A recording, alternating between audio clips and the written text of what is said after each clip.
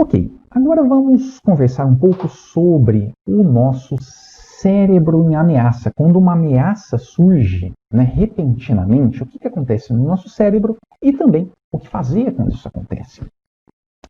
Muito bem, para essa discussão, há duas regiões do cérebro importantes. A primeira é o córtex pré-frontal, que ele fica bem embaixo da nossa testa aqui. É uma região mais recente na história de evolução da nossa espécie, tá? E o córtex pré-frontal, ele participa ativamente das ditas funções executivas ou de alto nível, tá?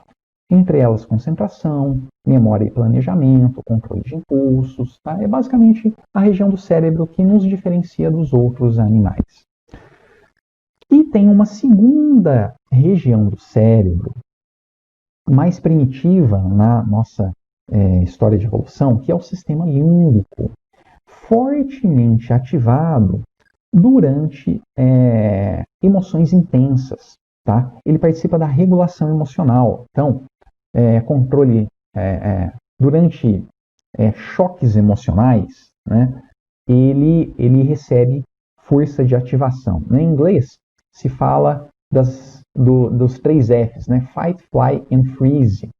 São situações que acontecem que em fração de segundos, eu estou pronto para a briga, eu estou pronto para sair correndo ou para ficar paralisado e esperar o perigo passar. Então, vamos dar um exemplo. Suponha que uma cobra apareça na minha frente e eu interprete aquilo como uma ameaça. Em fração de segundos, uma série de estruturas do sistema límbico ganham força de ativação, tá? E coordenam reações fisiológicas como meu coração acelera, eu oxigeno os músculos periféricos, mudo o ritmo respiratório. Em fração de segundos, libero adrenalina, cortisol no sangue. Em frações de segundos, meu corpo está preparado para sair correndo, por exemplo. Tá? Só que, geralmente, nessas circunstâncias, o córtex pré-frontal perde força de ativação. Tá? O cérebro funciona mais ou menos por ordem de prioridade ali. Naquele momento eu não preciso lembrar o número do meu CPF, quantos diplomas eu tenho, quantas pós-graduações eu fiz, nada daquilo. Eu estou precisando salvar minha vida.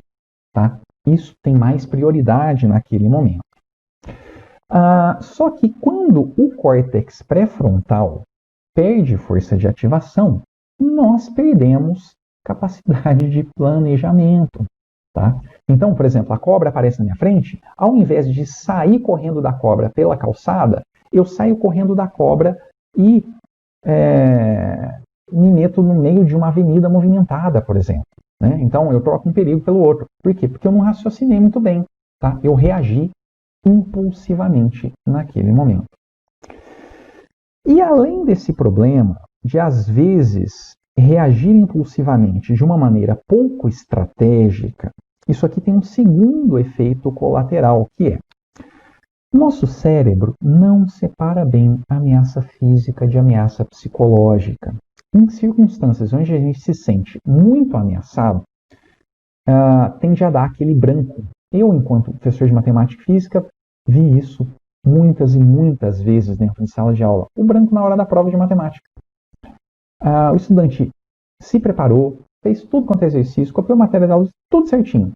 Só que quando ele senta para realizar a prova, dá branco. Okay? E aí, geralmente, o que as pessoas fazem? Vai lá e tenta estudar mais. E isso, ele não está agindo na raiz do problema. Tá? Porque enquanto ele continuar interpretando aquela prova como uma ameaça, vai continuar dando branco. Tá? Se eu tenho uma prova que eu interprete como uma ameaça, se eu tenho um chefe no trabalho que eu interprete como uma ameaça, só de pensar no chefe, só de pensar na prova, se eu tenho uma circunstância no trabalho que eu interprete como uma ameaça, que eu posso perder o emprego, que eu vou ficar sem dinheiro para pagar minhas contas e assim por diante, só de pensar na ameaça, meu coração acelera, meu ritmo cardíaco, minha respiração muda. Eu libero adrenalina, cortisol no sangue. Sim, tá? Então percebe, só de pensar na ameaça, a gente já está tendo uma série de reações fisiológicas que o nosso corpo está falando, cara, sai correndo, sai correndo, sai correndo, tá? Mas, né, na verdade, é uma ameaça psicológica, não é uma ameaça física, não precisa sair correndo. Okay? Então, aqui nós temos algumas coisas que a gente pode fazer quando a gente se percebe nesse pico, onde a gente recebeu uma surpresa inesperada e a gente percebe que a gente está meio sem saber o que fazer. Tá? O primeiro truque baseado em neurociência é nomear a atenção. Tá? Porque a linguagem envolve o córtex pré-frontal. Então, eu tô hackeando o sistema, tá? Tô fazendo um truque, tá? Para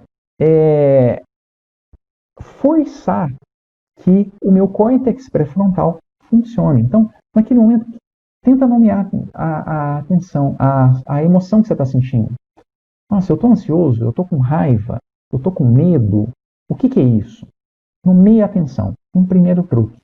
Tá?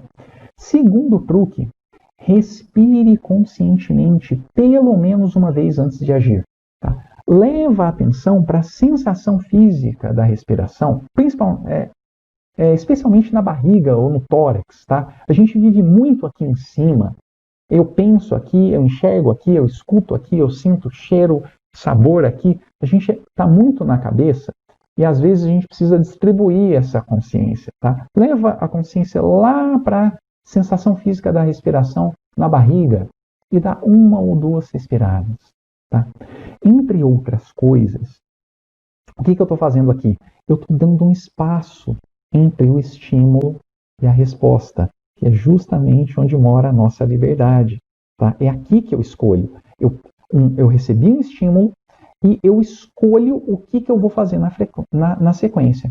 Tá? Então, eu dou um espacinho aqui para eu escolher melhor.